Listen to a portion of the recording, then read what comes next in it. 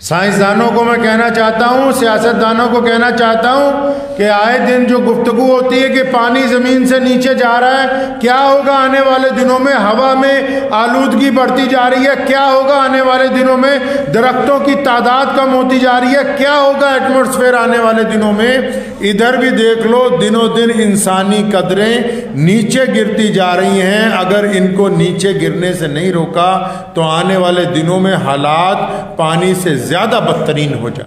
अस्सलामु अलैकुम वरहमतुल्लाहि वबरकातुहू। मोहतरम नाज़रीन और सामीन, उम्मीद है कि आप लोग खैर आफियत से होंगे। आइए आप लोगों को शाही इमाम पंजाब लुधियाना का बयान सुनाते हैं। हजरत क्या फरमाते हैं? आजकल जो बच्चों पे जुल्म और ज़्यादती और बच्चों पे जो तशद्दुद किए जाते हैं, लोग बेरहमी से बच्चों को पिटाई कर देते हैं और यहाँ तक कि उनका दम घुट जाता है। तो आइए शाही इमाम साहब इसके मुताल्लिक़ क्या फ़रमाते हैं, बच्चों पे कैसा इकराम होना चाहिए, बच्चों के ऊपर क्या शफ़क़त होना चाहिए, नबी करीम सल्लल्लाहु अलैहि वसल्लम ने कैसी शफ़क़त पेश की है बच्चों पे और क्या हुक्म दिए हैं। तो आइए शाही इमाम साहब पंजाब की ज़ुबानी आपको सुनाते हैं। आप लोग अगर हमारे चैनल पर पहली मरतबा आए हैं तो हमारे चैनल को ज़रूर सब्सक्राइब करें ताकि आने वाले तमाम अपडेट सबसे पहले आपके स्क्रीन पर हो। जज़ाकल्लाहु खैर व अहसनल जज़ा। क्या ऐसे लोग भी इस ज़मीन पर हैं कि जो बच्चों के साथ जुल्म और तशद्दुद की इंतहा करते हैं, जो मासूम बेजुबान बच्चों को मारते वक्त ये नहीं सोचते कि हम ये कौन सा गुनाह करने जा रहे हैं जिसकी माफ़ी नहीं है। बच्चे जो होते हैं उनके साथ जो लोग जराइम करते हैं, ये कहाँ से आते हैं? क्या ये किसी बाहर के मुल्क से आ गए? क्या ये कोई दहशतगर्दाना हमला हो गया है? क्या कोई विदेशी ताकत है जो बच्चों के ऊपर जुल्म करवा रही है? तो ये वाकया इस बात की तरफ हमें तवज्जो दिलवा रहा है, तमाम लोगों को, सिर्फ एक मजहब के मानने वालों को नहीं, तमाम लोगों को, कि भी इंसानी तौर पर इस जमीन पे रहने वालों का किरदार लगातार नीचे गिर रहा है, सिर्फ पानी की सतह नीचे नहीं गिर रही। साइंसदानों को मैं कहना चाहता हूँ, सियासतदानों को कहना चाहता हूँ कि आए दिन जो गुफ्तगू होती है कि पानी ज़मीन से नीचे जा रहा है, क्या होगा आने वाले दिनों में? हवा में आलूदगी बढ़ती जा रही है, क्या होगा आने वाले दिनों में? दरख्तों की तादाद कम होती जा रही है, क्या होगा एटमॉस्फेयर आने वाले दिनों में? इधर भी देख लो, दिनों दिन इंसानी कदरें नीचे गिरती जा रही हैं। अगर इनको नीचे गिरने से नहीं रोका तो आने वाले दिनों में हालात पानी से ज़्यादा बदतरीन हो जाएंगे। बेशक बेशक, खुद गर्जी की इंतहा है, जुल्म की इंतहा। तो इन तमाम लोगों को हुक्म दिया गया, जंगों के दौरान भी हुक्म दिया गया कि बच्चों का ख्याल रखें, कि बच्चों को तकलीफ ना पहुंचे, बच्चों को चोट नहीं पहुंचनी चाहिए। हजूर नबी अलैहिस्सलातु वस्सलाम ने बजाते खुद करके दिखाया है। बच्चों को पालना कैसे? आजकल तो लोग 2 साल का बच्चा है उसको प्ले वे में भेज देते हैं, उसको माँ बाप बचपन से ही अलग कर रहे हैं। जब आप अपने बच्चे को बचपन से ही अपने से दूर करने लगेंगे, यकीनन वो आपका बुढ़ापे में साथी नहीं बनेगा। शरीयत ने कहा कि बच्चे को 6 साल तक छाती से लगा के पालो ताकि उसके दिल में आपकी मोहब्बत जज्ब कर जाए, रच जाए, बस जाए। छाती से लगा के पालो उसे। लोग 2.5 साल के बच्चों को अपनी जान छुटाने के नाम के ऊपर लोग कह रहे हैं कि प्ले वे के अंदर ये पढ़ेंगे। 2.5 साल का बच्चा, और कौन सी तालीम दिलवा रहे हो? कौन से बढ़िया आला दर्जे के स्कूलों में पढ़ा रहे हो, जिन स्कूलों में आज तक यही नहीं बताया गया कि माँ बाप बुढ़े हो जाए तो इनकी टट्टी पेशाब साफ करना तुम्हारा काम है? कौन से स्कूल ने अपने बच्चों को यह तालीम दी है? जहां तुम बच्चों को पढ़ा रहे हो वो बताते हैं बच्चों को कि आईलेट्स करो, कनाडा जाओ, ऑस्ट्रेलिया जाओ, अमेरिका में जाके बस जाओ, इंग्लैंड चले जाओ, और ये परवाह ना करो कि पीछे तुम्हारे माँ बाप का क्या होगा। ये पढ़ा रहे हो तुम अपने बच्चों को। मैं ये नहीं कहता कि बच्चों को अंग्रेजी ना पढ़ाओ, वो लेकिन अंग्रेजी के साथ उनको दीन तो पढ़ाओ, उनको अपना धर्म तो पढ़ाओ, उनको अपना मजहब तो बताओ। जब तक मजहब उनके दिल में दाखिल नहीं होगा उनको पता ही नहीं लगेगा कि माँ बाप का एहतराम करना कैसे है। इंग्लिश की तालीम तो पैसे 1 से 2 बनाने का तरीका बताती है, साइंस में किस तरह तरक्की करनी है उसका तरीका बताती है, मैथमेटिक्स में किस तरह आगे गुना के जोड़ लगाने उसके तरीके बताती है। इतिहास वो पढ़ाती है जो उनके मतलब का हो। ये किसने समझाना था कि माँ बाप की इताअत करनी है, रिश्तों की कदर और कीमत करनी। मोहम्मद रसूलुल्लाह सल्लल्लाहु अलैहि वसल्लम को देखे, कायनात के मालिक हैं, हजूर अकरम सल्लल्लाहु अलैहि वसल्लम खातिमुन नबिय्यीन हैं, और आप सल्लल्लाहु अलैहि वसल्लम तमाम अंबिया के सरदार हैं, ताजदार मदीना हैं। जब मस्जिद नबी में नमाज पढ़ाने के लिए जाते हैं तो बाज़ औक़ात हज़रत ज़ैनब रज़ियल्लाहु तआला अन्हा, जो रसूलुल्लाह की चौथी बेटी, उनकी जो साहबजादी है वो जिद करती है रसूलुल्लाह सल्लल्लाहु अलैहि वसल्लम को कि मैं आपके साथ जाऊंगी। नबी अलैहिस्सलातु वस्सलाम अपनी नवासी को साथ लेके जाते हैं नमाज पढ़ाने के लिए। छोटी बिटिया साथ में जाती है, आप सल्लल्लाहु अलैहि वसल्लम अपने साथ उसको खड़ा करते हैं। नबी अलैहिस्सलातु वस्सलाम नमाज पढ़ाते हैं तो नमाज के दौरान बच्चा हरकत करता है, कभी गोद में, कभी कंधे पर। मोहम्मद रसूलुल्लाह सल्लल्लाहु अलैहि वसल्लम ने कभी बच्चों को टोका नहीं। इमाम बुखारी ने लिखा है हुजूर अकरम सल्लल्लाहु अलैहि वसल्लम एक मर्तबा सजदे में गए, काफी देर हो गई, सहाबा किराम रज़ियल्लाहु ताला अन्हुम फरमाते हैं कि हम परेशान हो गए कि रसूलुल्लाह सजदे से सर नहीं उठा रहे। तो जब बहुत देर बाद सर उठाया, बाद में पूछा कि रसूलुल्लाह क्या बात होगी थी? फरमाया ये जो हुसैन है, हज़रत हसन और हुसैन छोटे हैं, ये भी नमाज में आ जाते हैं, तो ये मेरे कंधों पे आके बैठ गया। अब मैंने सोचा कि अगर सजदे से उठता हूं तो हुसैन गिर जाएंगे, इनके चोट लग जाएगी। आज तो कई नमाजी ऐसे हैं जो बाद में आएंगे, बच्चों को सफ में से अलग करेंगे। क्यों? अगर अलग करना था तो तुम पहले क्यों नहीं आ गए भाई? खुद पहले क्यों नहीं पहुंच गए मस्जिद के अंदर? अगर हमारी मस्जिदों में बच्चों की तादाद कम हो जाएगी, इसका मतलब आने वाला इस्लाम का मुस्तकबिल वैसा नहीं है जैसा हम चाहते हैं। मसाजिद के अंदर बच्चों की आमद इस बात का इत्मीनान है कि आने वाले दौर में अहले इस्लाम के पास एक अच्छी नस्ल मौजूद है जो इन मसाजिद के अंदर अल्लाह और उसके रसूल सल्लल्लाहु अलैहि वसल्लम का नाम लिया करे। नबी अलैहिस्सलातु वस्सलाम ने बच्चों की कदर कीमत करने की हुक्म फरमाया। बच्चों को फरमाया कि जब बच्चा घर में हो इसका बहुत खूबसूरत नाम रखो, अच्छा नाम रखो, इसका नाम ऐसा हो जो इसको सुन के भी अच्छा लगे, कहने वाले को भी अच्छा लगे, बताने वाले को भी अच्छा लगे। हुजूर अकरम सल्लल्लाहु अलैहि वसल्लम नमाज ईद पढ़ाने के लिए जा रहे हैं, हज़रत ज़ैद जो छोटे से हैं, यतीम हैं, रास्ते में मिल गए रोते हुए। मोहम्मद रसूलुल्लाह सल्लल्लाहु अलैहि वसल्लम रुक गए, पूछा बच्चे क्यों रोते हो?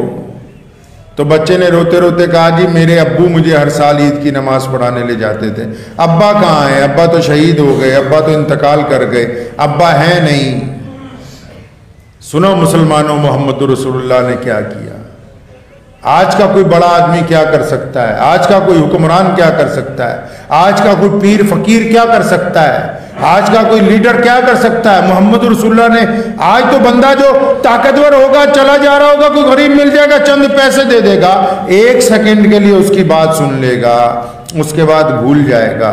मोहम्मद रसूलुल्लाह जो कायनात में सबसे ज़्यादा मसरूफ़ हैं, जो कायनात में तमाम इंसानों के लिए रहमत बना के भेजे, जो तमाम आलम में इंसानों के रहबर हैं, वो रसूलुल्लाह सल्लल्लाहु अलैहि वसल्लम नमाज ईद पढ़ाने के लिए जा रहे हैं। रास्ते में यतीम का बच्चा मिल गया तो मोहम्मद रसूलुल्लाह ने सहाबा को ये नहीं कहा, अबू बकर भी तो साथ में है, उमर भी तो साथ में है, अबू हुरैरा भी तो साथ में है, अब्दुल्ला इब्न जुबैर भी तो साथ में है, अबू उबैदा बिन जर्राह अमीनुल उम्मत साथ में है, खालिद इब्न वलीद जैसे जर्नैल साथ में है, उस्मान ज़ुन्नूरैन जैसे दौलतमंद और शेर खुदा अली मुर्तज़ा जैसे उलुल आज़म सहाबा इकराम रज़ियल्लाहु ताला अजमईन साथ में है। किसी को नहीं कहा कि इस बच्चे को संभालो।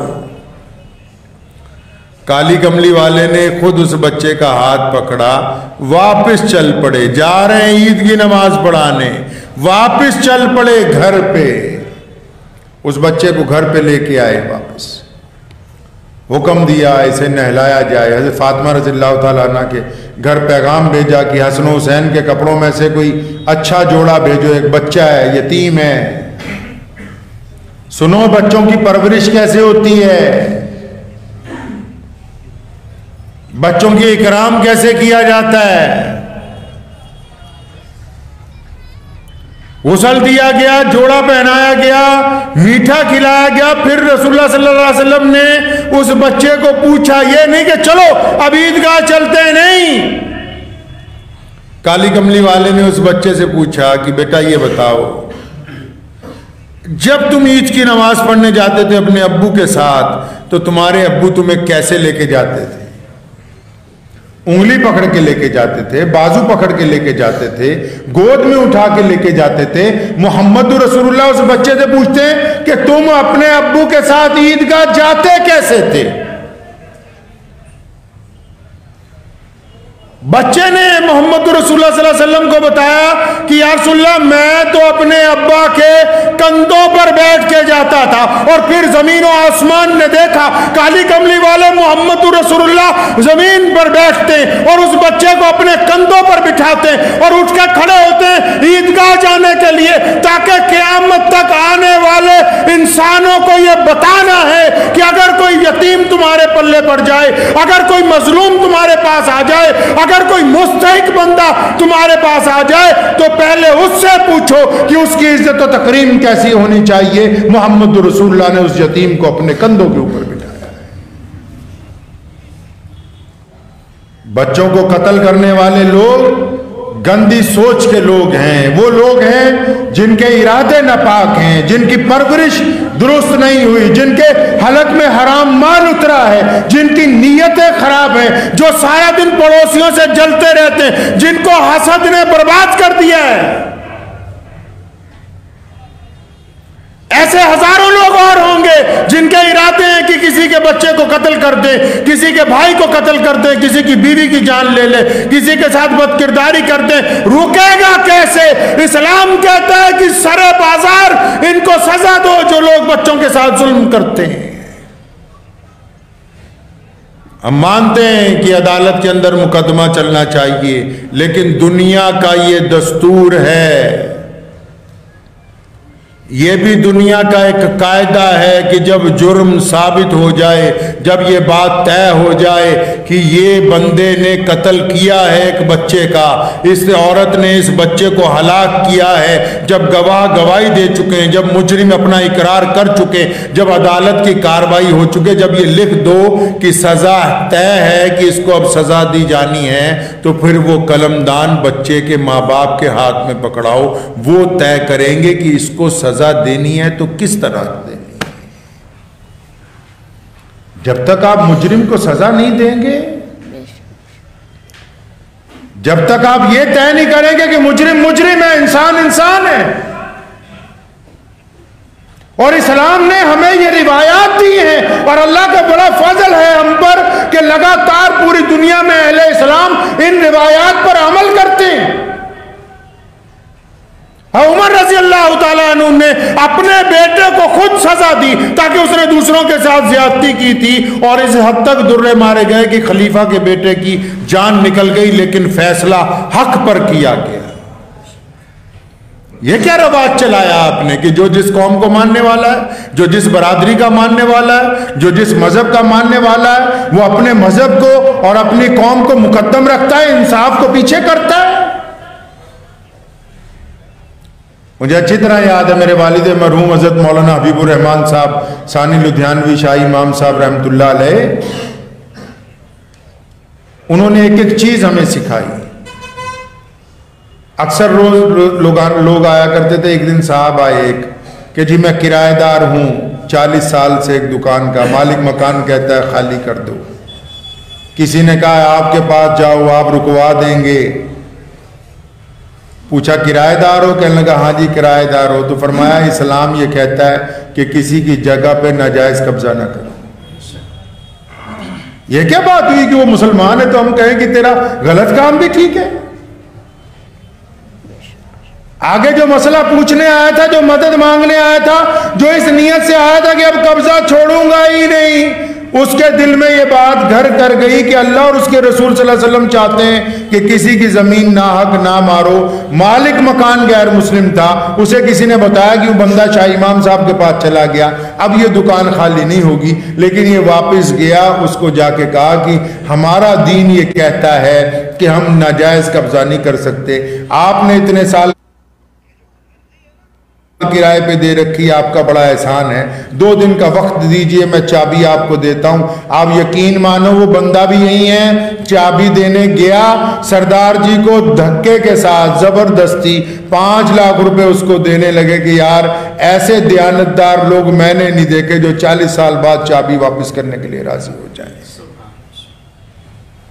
ये तो कौम के लीडरों को तय करना है ना, हर एक मजहब के कायद को तय करना है। कल की बात है, मेरे पास एक साहब आए, उन्होंने कहा हमारा भाई अंदर है 302 के मुकदमे में। मैंने ईमानदारी से पूछा कि कत्ल हुआ? कहने लगा हुआ। मैं कहा फिर मुल्जिम की हिमायत क्यों करते? छोड़ दो, फिर मत हिमायत करो। कब तक अपने मजहब के नाम पर लोगों को जुल्म करने की इजाजत दोगे? कब तक अपनी बरादरी के नाम पर लोगों को जुल्म करने की इजाजत दोगे? कब तक अपनी नस्ल के नाम पर लोगों को जुल्म करने की इजाजत दोगे? आओ, अगर इंसाफ के तकाजे देखने हैं तो प्यारे नबी हजरत मोहम्मद रसूलुल्लाह सल्लल्लाहु अलैहि वसल्लम की सीरत को पढ़ के देखो। इस्लाम कहता है, एक यहूदी मोहम्मद रसूलुल्लाह सल्लल्लाहु अलैहि वसल्लम के पास आया, तलवार बड़ी कीमती थी उसकी, एक मुनाफिक ने ले ली, तो दोनों हुजूर सल्लल्लाहु अलैहि वसल्लम के पास आए और आके कहा कि ये तलवार का फैसला है। मोहम्मद रसूलुल्लाह ने गवाहियां तलब की, दोनों की बात सुनी, फरमाया ये तो यहूदी की मलकियत है, ये तुम्हारी नहीं है। आप क्या समझते हैं कि फैसला सिर्फ उसके हक में होना चाहिए कि वो मुसलमान है तो हम उसके हक में फैसला करें? ये बात तमाम मजहब के लोगों को सोचनी होगी अगर इस जमीन को खूबसूरत बनाना है तो। अगर अराजकता फैलानी है फिर अपनी अपनी मर्जी कीजिए। अगर आपको इस रूए जमीन को और खूबसूरत बनाना है, यहाँ हर एक इंसान को तहफ़्फ़ुज़ देना है, यहाँ माओ और बहनों की इज्जत करवानी है, यहाँ बच्चों की जिंदगियों को महफूज करना है, तो ये तय करना होगा कि जालिम कौन है, मजलूम कौन है, और ये तय करना होगा कि जालिम के हम सब खिलाफ होंगे, मजलूम के हम सब साथ में खड़े होंगे। तलवार यहूदी को दे दी। अब वो मुनाफिक था, मुसलमान नहीं था, जो अपने आप को मुसलमान कहता था। बाहर निकल के उस यहूदी को कहने लगा मैं नहीं मानता नऊज़ुबिल्लाह। और रसूलुल्लाह की बात को जो ना माने मुसलमान हो सकता है? वो यहूदी बड़ा समझदार था, कहने लगा जहां मर्जी ले जाओ। उसे पता था कि सुप्रीम कोर्ट ने फैसला कर दिया, अब तो ये पलटने वाला है नहीं। कहने लगा जहां मर्जी ले जा। कहने लगा चलो तो उमर रज़ियल्लाहु ताला उनके चलते हैं, बड़े जोशीले हैं, मुसलमानों के हमदर्द हैं। और उमर रज़ियल्लाहु ताला का दरवाजा खटखटाया, पूछा हाँ भाई क्या बात है? कहने लगे जी ये तलवार की मलकियत का मुकदमा था, ये यहूदी कहता है मेरी है, मैं मुसलमान कहता हूँ मेरी है। उस यहूदी ने कहा कि जनाब ये आपके पास फैसला करवाने आया है। अंदर बिठाया तो यहूदी ने कहा जनाब फैसला आप जो मर्जी कर दें, मोहम्मद रसूलुल्लाह सल्लल्लाहु अलैहि वसल्लम ने इसका फैसला मेरे हक में कर दिया। उमर रज़ियल्लाहु ने इतनी बात सुनी, उठ के खड़े हो गए, फरमाया मेरे आका ने फैसला किया? यहूदी ने कहा हाँ जी आपके आका सल्लल्लाहु अलैहि वसल्लम ने फैसला किया। वो मुनाफिक बोला नहीं जी नहीं, हम तो आपसे करवाएंगे जी। हमारे यहां भी लोग मौलवी बदल बदल के फतवा लेने जाते हैं, सही मसला एक जगह पता लग जाए जी ना, दूसरे मुफ्ती जी आप ही से लेंगे। इन्होंने सही नहीं दिया।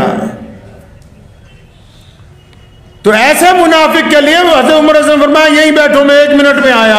अंदर गए, अपनी तलवार लाए और उसकी गर्दन उतार दी। फरमाया जो मोहम्मद रसूलुल्लाह सल्लल्लाहु अलैहि वसल्लम का फैसला नहीं मानता उसके लिए उमर के पास तो यही फैसला है।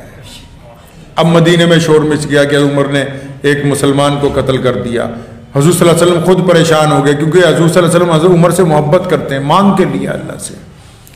तमाम लोग इकट्ठे हो गए कि फैसला कीजिए, हद मुकर्रर कीजिए। सब लोग अभी इकट्ठे हुए हैं। रसूलुल्लाह ने पूछा उमर से कोई और गवाह है? फरमाया नहीं, ये दोनों थे और मैं था।